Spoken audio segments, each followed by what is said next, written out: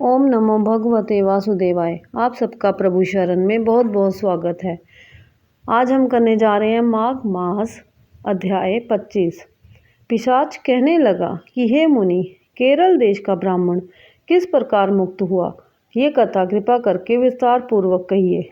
देवदूती कहने लगा, केरल देश में वासु नाम वाला एक वेद पारंगत ब्राह्मण था। उसके बंधुओं ने उसकी भूमि छीन ली, जिससे वह निर्धन और दुखी होकर अपनी जन्मभूमि त्याग कर देश विदेश में घूमता किसी व्याधि से ग्रस्त होकर मृत्यु को प्राप्त हो गया।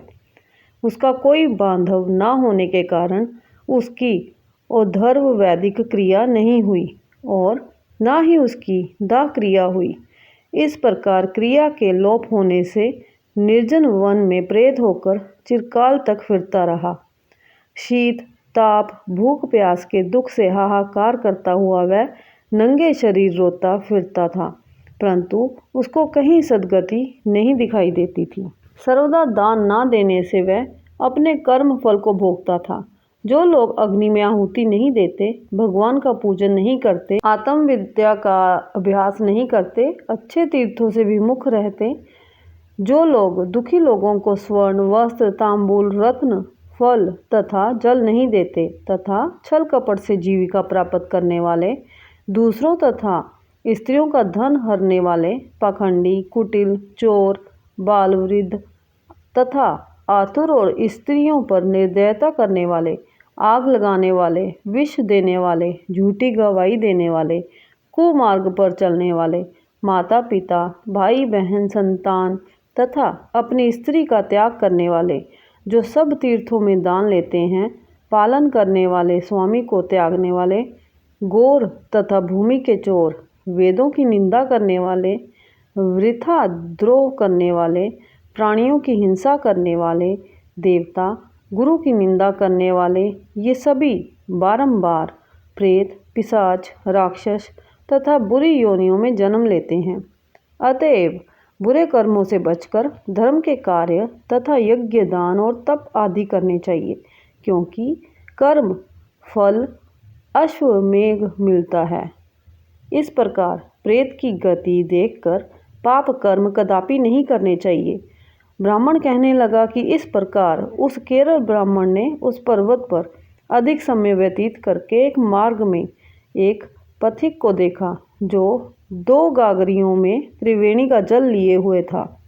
आनंद पूर्वक भगवान के चरित्र का गान कर रहा था। प्रेत ने उसका मार्ग रोककर कहा कि तुम डरो मत, इस गागरी में जल मुझको पिलाओ, नहीं तो मैं तुम्हारे प्राण ले लूँगा। देवदूती कहने लगा कि दुखी दुर्बल नंगे मुरझाए हुए तुम कौन हो, पैरों से पृथ्वी को स्पर्श ना करके चलते हो। लोमस जी बोले, प्रेत ये वचन सुनकर कहने लगा कि मेरे ऐसा होने का कारण सुनो। मैंने कभी ब्राह्मणों को दान नहीं दिया, अत्यंत लोभी क्रियाहीन दूसरे के अन्न से पलने वाला था। मैंने कभी किसी को भिक्षा नहीं दी, ना दूसरे के दुख से दुखी हुआ। प्यास से प्राणियों को मैंने कभी जल नहीं पिलाया। मैंने कभी छाता जूता दान नहीं किया, ना किसी को जल का पात्र पान या औषधि किसी को दी, ना मैंने अपने घर में कभी किसी अतिथि को ठहराकर उसका सत्कार किया।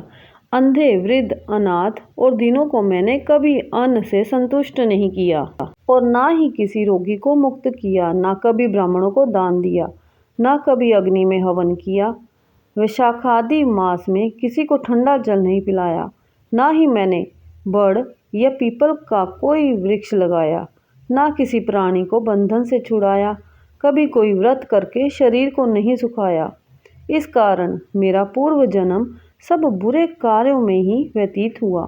मेरे पूर्व जन्म के कर्मों से ही मेरी ये गति हुई है। इस वन में व्याघ्र भेड़िए से बचा हुआ मांस तथा जंतुओं के खाने से गिरे हुए फल, वृक्षों पर लगे हुए सुंदर फल तथा झरने का सुंदर जल सब ही मिलते हैं, परंतु देव इच्छा से मैं कुछ नहीं खा सकता। सप्र की तरह केवल पवन भक्षण करके जीवन व्यतीत करता हूँ। बल बुद्धि मंत्र पुरुषार्थ से लाभ हानि सुख दुख विवाह मृत्यु जीवन भोग, रोग तथा वियोग में केवल भाग्य ही कारण होता है। कुरूप, मूर्ख, कुकर्मी, निंदित तथा पराक्रम से हीन मनुष्य भी भाग्य से ही राज्य भोगते हैं। काणे, लूले, लंगड़े, नीतिहीन, निर्गुण, नपुंसक भाग्य से राज्य प्राप्त करते हैं।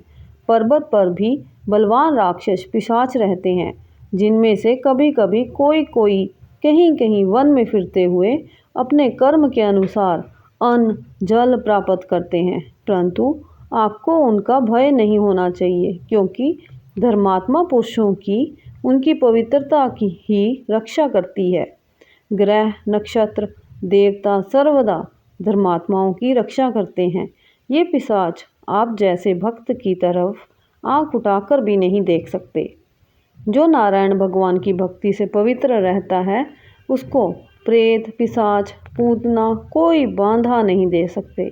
भूत, बेताल, पिशाच, गंधर्व, कांकिनी, शाकिनी, ग्रह रेवती, यज्ञ, मात्र ग्रह, भयंकर ग्रह, कृत्या, सब कुष्मांड तथा दूसरे दुष्ट जंतु पवित्र वैष्णव की तरह देख भी नहीं सकते। जिसकी जीवा पर गोविंद का नाम, हृदय में वेद तथा श्रुति विद्यमान है, जो पवित्र और दानी है, उनको कभी भय नहीं हो सकता। हे ब्राह्मण, इस प्रकार कर्मों का फल भोगता हुआ मैं यहाँ रहता हूँ, ऐसा सोचकर मैं शोक नहीं करता। एक बार मैं ज्वालिनी नदी के किनारे पर गया था। वहाँ पर घूमते हुए मैंने सारस के वचनों को सुना था। इस तरह यहाँ पे 25वां अध्याय संपूर्ण हुआ। हमें हमेशा अच्छे कर्म करते रहना चाहिए और मुख से हर समय गोविंद नाम जपते रहना चाहिए। प्रभु का सहारा ही हमें अंत समय मुक्ति दिलाता है। जय श्री राधे। राधे राधे।